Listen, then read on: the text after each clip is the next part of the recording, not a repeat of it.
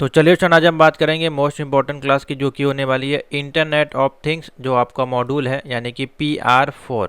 ठीक है, PR4 module के वाइवा के जो क्वेश्चन आपसे पूछे जा सकते हैं उसके बारे में हम डिस्कशन करेंगे। आपको हमने M1, M2, M3 के जो है वाइवा के क्वेश्चन यहाँ पे प्रोवाइड करा दिए हैं। अगर आपने नहीं देखा है तो यहाँ पे जाके आप नीचे देख सकते हैं। ठीक है, ये आपका M1 का वाइवा हो गया, M2 और ये हो गया आपका M3 का। आज हम बात करेंगे M4 से संबंधित कितने क्वेश्चन आपके पूछे जा सकते हैं, और बाकी सारी प्रैक्टिकल की वीडियोस यहाँ पे अवेलेबल हैं। और आपके जो नाइलेट के रियल पेपर आए थे उसका M2 का सोल्यूशन इसमें है, M3 और M4 का सोल्यूशन इसमें है। ठीक है, M1 का सोल्यूशन आपका इसमें मिल जाएगा, जो कि नया सॉफ्टवेयर आपका आया है उस पर बेस्ड है। ठीक है, जो कि है ओनली ऑफिस नाम से। ठीक है, और बाकी इसके एक ट्यूटोरियल आपको कंप्लीट ट्यूटोरियल मिलेगा, तो कंटिन्यू इसमें बने रहिएगा। तो चलिए देखते हैं किस प्रकार के क्वेश्चन आपके इसमें बनते हैं। कुछ हमने थ्योरी के टाइप में आपको एक PDF बना दी है IOT के प्रैक्टिकल वाइवा एग्जामिनेशन के लिए। तो देखिए, कुछ इस प्रकार से नाइलेट आपसे पूछ सकता है छोटे छोटे क्वेश्चन, जैसे कि IOT आपका क्या होता है आपको बताना है। हर बार यही नहीं कि आपको ऑब्जेक्टिव टाइप के क्वेश्चन पूछे जाएँ, इस प्रकार के एक लाइन के क्वेश्चन भी आपसे पूछा जा सकता है। ठीक है, तो आपको इस प्रकार से ऑप्शन आंसर इसमें देना है। जैसे कि IOT का अर्थ होता है, यानी कि IOT का अर्थ है इंटरनेट ऑफ थिंग्स, जो कि आपके जितने भी नेटवर्क हैं उनसे उससे जुड़े हुए जो भी उपकरण हैं उनसे संबंधित होता है। संदर्भ जैसे कि यहाँ पे लिखा गया है इंटरनेट ऑफ थिंग्स, जो जुड़े हुए उपकरणों के, ठीक है, जितने भी उपकरण हैं उसके जो नेटवर्क हैं उसको संदर्भित करता है। ठीक है, और जो इंटरनेट के माध्यम से संचार और डेटा का आदान प्रदान करता है। ठीक है, दोनों काम आपका ये करता है। बेसिकली इंटरनेट से इसकी कनेक्टिविटी आपकी होती है और ये डेटा का आदान प्रदान आपका फिर कर पाता है। ठीक है, नेक्स्ट क्वेश्चन देखिए, पूछा जा सकता है IOT कैसे आपका काम करता है। मान लीजिए, तो आप बता सकते हैं कि IOT जो होता है वो डेटा को एकत्र करने के लिए सेंसर और उसमें जो भी उपकरणों का उपयोग करता है। ठीक है, जिसके बाद में आपका जो क्लाउड कंप्यूटिंग होती है, क्लाउड में संस्करण और विश्लेषण के लिए भेजा जाता है आपका, और जिससे आपका जो है वास्तविक समय की जानकारी और स्वचालन आपका जो है संभव हो पाता है। ठीक है, इस प्रकार से आप बता सकते हैं। नेक्स्ट क्वेश्चन देख लीजिए, IOT जो आपका है प्रणाली के प्रमुख घटक आपके कौन कौन से होते हैं। तो इसमें कौन कौन से जो इसके मेन इंपॉर्टेंट पॉइंट हैं जो आप इसमें यूज़ करते हैं, जैसे कि सेंसर हो गया, आपका उपकरण हो गया, आपकी कनेक्टिविटी हो गई, डेटा प्रसंस्करण हो गया, और आपका उपयोगकर्ता इंटरफेस हो गया, यानी कि यूज़र इंटरफेस आपका हो गया। तो ये कुछ पॉइंट हैं जो इसके मुख्य घटक आपके होते हैं। ठीक है, नंबर 4 क्वेश्चन देखिए, IOT में सामान्यतः कौन से प्रोटोकॉल उपयोग किए जाते हैं। तो IOT में सामान्यतः यहाँ पे MQTT, ठीक है, मैसेज क्यू टेलीमेट्री ट्रांसपोर्ट, ठीक है, कांस्टेंट आपका जो है ये हो गया COAP, और ये आपका हाइपर टेक्स्ट हो गया। ठीक है, और वेब सॉकेट आपके शामिल हैं, जो कि उपकरणों के बीच संचार को सुविधाजनक बनाते हैं। तो ये कुछ 3-4 यहाँ पे आपके जो है समान प्रोटोकॉल के नाम यहाँ पे दिए गए हैं। ठीक है, और भी हो सकते हैं, और इन सभी के आपको फुल फॉर्म भी पता होना चाहिए, नाइलेट आपसे पूछ सकता है। तो अभी क्वेश्चन आएगा तो हम आपको बता देंगे। ठीक है, स्मार्ट डिवाइस आपका क्या है। तो स्मार्ट डिवाइस आपकी क्या है पूछा जा सकता है। तो आप बता सकते हैं स्मार्ट डिवाइस कोई भी वस्तु है जो इंटरनेट से जुड़ सकती है और डेटा को भेज या प्राप्त कर सकती है, यानी कि सेंड या रिसीव कर सकती है, वो आपकी स्मार्ट डिवाइस कहलाती है। जैसे कि आपके स्मार्ट थर्मोस्टेट हो गए, या फिर कोई फिटनेस गियर हो गया, पहनने वाली जो वॉचेस हैं वो डेटा को ट्रैक कर सकती हैं, भेज सकती हैं और प्राप्त कर सकती हैं। ठीक है, तो यहाँ पे हो जाएगा फिटनेस ट्रैकर। तो ये हमारे स्मार्ट ऑब्जेक्ट यानी कि स्मार्ट डिवाइस में आते हैं। ठीक है, उसके बाद पूछा जा सकता है IOT के कुछ अनुप्रयोग यहाँ पे क्या बताने हैं आपको। तो अनुप्रयोगों में आपका जो भी, जैसे कि आपका क्या क्या आ जाता है, स्मार्ट होम आ जाता है। ठीक है, स्वास्थ्य संबंधी देखभाल करने वाले, निगरानी करने वाले जितने भी डिवाइसेस है वो आ जाती हैं। औद्योगिक, यानी कि औद्योगिक स्वसंचालन, यानी कि आपके बिजनेस संबंधित, इंडस्ट्री संबंधित जो भी उसमें सेंसर्स या डिवाइसेस आपके यूज़ होते हैं, या मशीनें आप कह सकते हैं, वो आ जाएंगे इसमें। या फिर आपका एक स्मार्ट शहर आ जाएगा। ठीक है, या फिर कृषि इसमें शामिल है। ठीक है, तो ये IOT के कुछ आपके अनुप्रयोग हैं जो आप बता सकते हैं। नेक्स्ट क्वेश्चन, IOT में एज कंप्यूटिंग क्या होता है। यह भी काफ़ी कॉमन क्वेश्चन है, पूछा जा सकता है। तो एज कंप्यूटिंग का काम क्या होता है, डेटा को डेटा में उत्पन्न करने के स्रोत के निकट प्रसंस्करण करता है, और जिससे आपका जो विलंबता और बैंडविड्थ यहाँ पे उपयोग कम होती है। ठीक है, तो IoT का जो एज कंप्यूटिंग है वो आपके डेटा को उत्पन्न करने के लिए प्रसंस्करण करता है, स्रोत जो भी उसके होते हैं, और जिससे आपका जो विलंब नहीं होता है और आपका जो बैंडविड्थ है वो भी आपकी कम यहाँ पे यूज़ होती है। ठीक है, नेक्स्ट है IoT में गेटवे की भूमिका क्या है। IoT में गेटवे क्या है, तो एक गेटवे आपका IoT उपकरणों को इंटरनेट से जोड़ता है, जिससे आपका जो है डेटा का संचरण और क्लाउड के साथ जो है आपका संचार संभव हो पाता है। ठीक है, सिंपल सा आप आंसर इसका दे सकते हैं। सुरक्षा चुनौतियां आपकी क्या आती हैं IoT के संदर्भ में, मान ली पूछा जाए तो कैसे आप उसको प्रोटेक्ट कर सकते हैं। तो यहाँ पे चुनौतियों की बात करें तो इसमें अनधिकृत पहुँच, डेटा उल्लंघन और उपकरणों तथा नेटवर्क में कमजोरियां यहाँ पे शामिल होती हैं। ठीक है, नेक्स्ट है IoT उपकरणों को सुरक्षित कैसे किया जा सकता है। तो आप बता सकते हैं IoT के उपकरण को सुरक्षित करने के लिए सुरक्षा को आपका जो है इनक्रिप्शन या डिस्क्रिप्शन, आपका सिंक्रोनाइजेशन, ठीक है, इन सब प्रणाली का यूज़ किया जाता है जिससे कि आपका डेटा इनक्रिप्ट रहे, आपका जो भी मैसेज है या कोई भी चीज़ है स्क्रिप्टेड ना हो, और मजबूत यहाँ पे प्रमाणीकरण विधियों, नियमित अपडेट और सुरक्षा नेटवर्क प्रोटोकॉल का उपयोग करके इसको बढ़ाया जा सकता है। ठीक है, जो भी आपके डिवाइस हैं उसको अपडेट करें, उसके नेटवर्क के प्रोटोकॉल को आप यहाँ पे समय समय पर आप जो है इसको मेंटेन करते रहें, अपडेट करते रहें, जिसके आपका जो है नेटवर्क आपका मजबूत बना रहेगा और उसको सुरक्षा के लिए सेंध आपकी नहीं लगेगी। ठीक है, सेंसर्स आपके क्या होते हैं पूछा जा सकता है। तो आप बता सकते हैं सेंसर एक उपकरण है जो भौतिक गुणों जैसे कि तापमान या गति का पता लगाता है और इन्हें जो है प्रसंस्करण के लिए डेटा में परिवर्तन किया जाता है या परिवर्तित कर सकते हैं या किया जाता है। ठीक है, इस प्रकार से समझ में आ गया। अच्छे क्वेश्चन देखिए IoT में, इसको छोड़ देते हैं। हाँ, ये अच्छा क्वेश्चन है।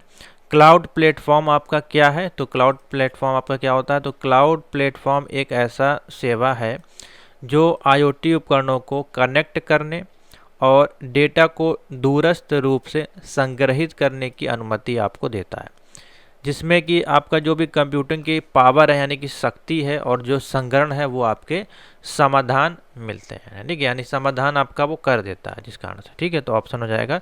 ऑप्शन नहीं, बेसिकली थ्योरी है आपकी, एक प्रकार से एक लाइन में आपको उसका आंसर देना है। आपसे पूछा जाए मान लीजिए खड़ा करके कि बताइए क्लाउड प्लेटफॉर्म क्या होता है, तो आप इस एक लाइन में इस प्रकार से आंसर दे सकते हैं। ठीक है, नेक्स्ट है आपसे पूछा जा सकता है MQTT का फुल फॉर्म, या आपको पूछा जा सकता है कि MQTT को आप समझा सकते हैं या MQTT किस प्रकार से कार्य करता है। सिंपल सा एक लाइन में, क्योंकि ये कॉमन है, इसमें ज़्यादा यूज़ होता है। तो MQTT का फुल फॉर्म हो जाएगा देखिए मैसेज क्यूइंग टेलीमेट्री ट्रांसपोर्ट। ठीक है, या एक जैसे कि आपको थ्योरी में बताया गया है या फिर MCQ में बताया गया है, लाइट वेटेड जो आपका प्रोटोकॉल होता है वो MQTT होता है आपके इंटरनेट ऑफ थिंग्स में। ठीक है, तो यहाँ पे देखिए इसीलिए यहाँ पे लिखा गया है एक हल्का मैसेजिंग प्रोटोकॉल है जो कम बैंडविड्थ वाले उपकरणों के लिए आदर्श है। ठीक है, जो आमतौर पर IoT का में उपयोग होता है। तो इसमें जो बैंडविड्थ है वो कम बैंडविड्थ वाले जो भी डिवाइसेस हैं उसमें आपका ये काम करता है, उसके लिए ये बहुत अच्छा खरा उतरता है, और जो कि आमतौर पर आपका IoT में उपयोग किया जाता है। सिंपल सा है। COAP क्या होता है, देखिए ये भी आपका क्वेश्चन पूछा जा सकता है। तो COAP का फुल फॉर्म होता है कंस्ट्रेंट एप्लीकेशन प्रोटोकॉल। ठीक है, कंस्ट्रेंट एप्लीकेशन प्रोटोकॉल, और इस प्रोटोकॉल या एक आपका प्रोटोकॉल होता है जिसे IoT में सरल उपकरणों यानी कि जो सिंपल उपकरण हैं उनकी डिजाइनिंग के लिए उपयोग किया जाता है, जो सीमित नेटवर्क में कुशल संचार को संभव बनाता है। ठीक है, इस प्रकार से बता सकते हैं। IoT में डेटा का क्या महत्व है पूछा गया है यहाँ पे देखिए।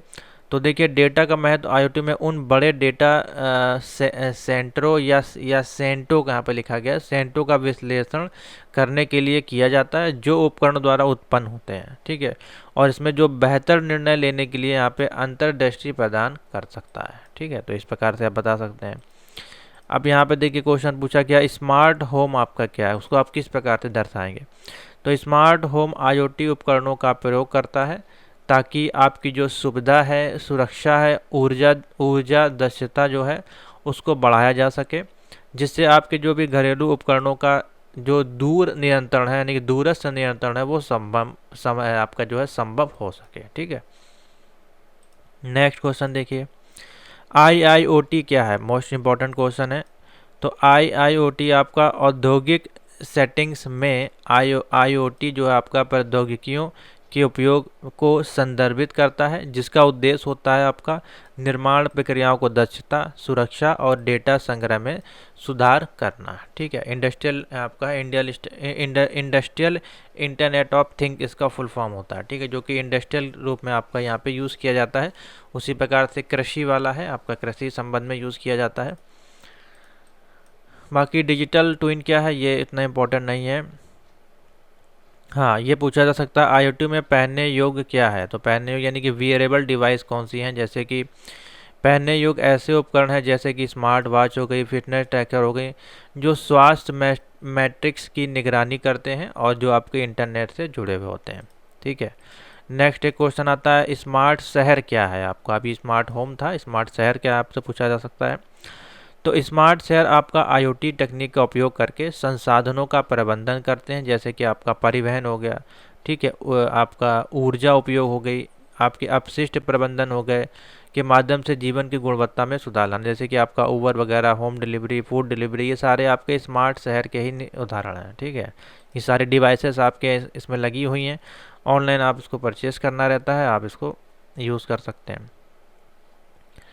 IoT में AI की भूमिका क्या है। तो आर्टिफिशियल इंटेलिजेंस किस प्रकार से काम करता है। तो AI आपका IoT को डेटा विश्लेषण, पूर्वानुमान, रख रखाव और स्वचालन के माध्यम से सशक्त बनाता है, जो कि निर्णय लेने की प्रक्रियाओं में आपका जो है सुधार करता है। ठीक है, नेक्स्ट है, अच्छे क्वेश्चन देखते हैं। IoT सेंसर, हाँ, IoT सेंसर के कुछ उदाहरण आपको बताने हैं, जैसे कि तो उपकरणों में जैसे कि तापमान सेंसर हो गया, आर्द्रता सेंसर हो गया, गति डिटेक्टर हो गया और प्रकाश सेंसर आपके शामिल हैं। तो ये आपका इंग्लिश में होता है, आप इंग्लिश में बता सकते हैं। ठीक है, गैस सेंसर, लिक्विड सेंसर, आपका वेलोसिटी सेंसर हो गया, आपका टेम्परेचर सेंसर हो गया, इस प्रकार से आप बता सकते हैं। ठीक है, उसके बाद देख लीजिए यहाँ पे जो अच्छे क्वेश्चन इंपॉर्टेंट जो आपसे पूछा जा सकते हैं वो मैं बता रहा हूँ। ठीक है, कनेक्टेड कार क्या है, ये नहीं इम्पोर्टेंट है उतना। उसके बाद स्मार्ट मीटर क्या है आपका दिया गया है, पूर्वानुमान रख रखाव, ये नहीं। हाँ, ये देख लीजिए क्वेश्चन दिया है 36 नंबर, IPv4 और IPv6 के बीच में क्या अंतर है, आपसे पूछा जा सकता है, तो बता दीजिएगा। ये इसका फुल फॉर्म होता है इंटरनेट प्रोटोकॉल वर्जन 4 और इसका फुल फॉर्म होता है इंटरनेट प्रोटोकॉल वर्जन 6। IPv4 में कितने बिट होते हैं, बता दीजिएगा, 32 बिट होता है, और IPv6 में आपके 132 बिट होते हैं आपके। ठीक है, तो ये आपका इसमें बेसिकली पूछा जाता है।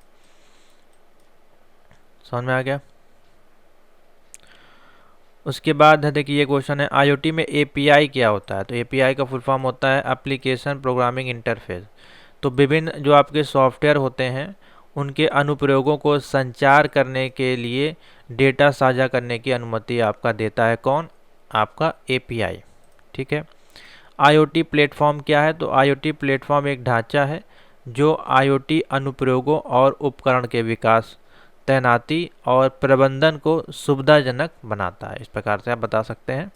इंग्लिश में भी इसको आप अगर बोलना चाहें तो बोल सकते हैं, कोई दिक्कत नहीं, 2 लाइन में आप इसका आंसर दे सकते हैं। ठीक है, नेक्स्ट देखते हैं। नेक्स्ट है जैसे कि, हाँ ये तो इम्पोर्टेंट नहीं है, हब और, हाँ जैसे कि हब और गेटवे में क्या अंतर है, स्विच और राउटर में क्या अंतर है, इस प्रकार के क्वेश्चन। ठीक है, हब एक स्थानीय नेटवर्क है जो कि भीतर कई उपकरणों को जोड़ता है, जबकि गेटवे उन उपकरणों को इंटरनेट से जोड़ता है। ठीक है, IoT के क्या बेनिफिट हैं, यहाँ पे लाभ बताया जा रहा है, तो आप बता सकते हैं। IoT में आपका दक्षता है, लागत में कमी है, डेटा संग्रह में सुधार है, आपका बेहतर निर्णय लेना है और स्वचालन में आपका वृद्धि शामिल होता है। ठीक है, तो ये सारे होगा इसमें। उसके बाद देख लीजिए स्मार्ट कृषि। स्मार्ट कृषि का क्या उदाहरण है, यहाँ पे देखिए पूछा गया है। तो एक स्मार्ट कृषि प्रणाली IoT उपकरणों का उपयोग करके फसल की स्थितियों, मिट्टी की सेहत और मौसम की निगरानी करती है। ठीक है, और खेती के तरीकों को अनुकूलित करती है। तो ये हो गया आपके स्मार्ट कृषि का एग्जाम्पल। ठीक है। उसके बाद है, हाँ, स्मार्ट शहर हमने बता दिया। एक ये देख लीजिए, LP, low power wide area network, इसका फुल फॉर्म होता है low power wide area network, और इंग्लिश में बोला जाता है LP वैन। ठीक है, तो LP वैन एक प्रकार का वायरलेस नेटवर्क है जो कम बैंडविड्थ पर लंबी दूरी के संचार के लिए डिज़ाइन किया गया है, और इसको IoT उपकरणों, IoT अनुप्रयोगों के लिए आदर्श आपका माना जाता है। ठीक है, तो काफ़ी इंपॉर्टेंट क्वेश्चन है, इसको भी देख लीजिए।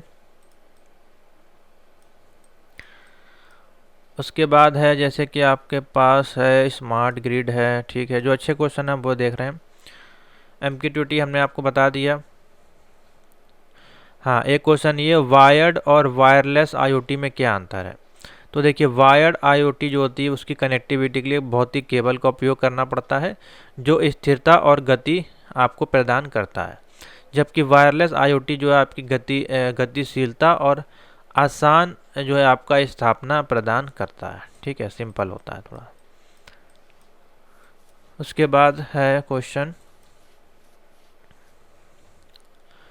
बाकी ये सब IoT से संबंधित हैं। ठीक है, तो हम सारे क्वेश्चन नहीं बता रहे, जो इम्पोर्टेंट हैं, बहुत ज़्यादा पूछे जाते हैं, वो मैंने आपको बता दिया है। हाँ, कुछ ये क्वेश्चन है, देखिए, IoT में नेटवर्क प्रोटोकॉल के उदाहरण क्या है। तो IoT में नेटवर्क प्रोटोकॉल जैसे कि MQTT हो गया, COAP हो गया, HTTP हो गया, और ZigBee आपके शामिल होते हैं। ठीक है, तो अलग अलग हो सकते हैं, देखिए। उसके बाद हाँ, और इसमें कुछ ज़्यादा इम्पोर्टेंट नहीं है। ठीक है, और अब जो क्वेश्चन बनेंगे बाकी सारे इसमें IoT से संबंधित ही क्वेश्चन हैं। अब जो आपके क्वेश्चन पूछे जा सकते हैं वो सेंसर से संबंधित हो सकते हैं। ठीक है, सेंसर हो सकते हैं, और आपके माइक्रो कंट्रोलर हो गया। ठीक है, और आपका आर्डियूनो से क्वेश्चन आपके पूछे जा सकते हैं। ठीक है, तो अभी उसके हम थोड़े MCQ देख लेते हैं। बाकी इसमें आपके फुल फॉर्म आपको पता होने चाहिए, फाइल एक्सटेंशन, और आपके शॉर्टकट की के थोड़े बहुत क्वेश्चन, अधिकतर इससे फुल फॉर्म के क्वेश्चन बनते हैं। तो चलिए कुछ नए क्वेश्चन देखते हैं। जैसे कि यहाँ पे क्वेश्चन देखिए, हमने लिए हैं कुछ MCQ टाइप के, इससे ये भी आपसे पूछे जा सकते हैं। जैसे कि IoT domain what which is not a standard, इसमें से कौन सा आपका जो स्टैंडर्ड IoT डोमेन नहीं है, तो आप बता सकते हैं लो मी।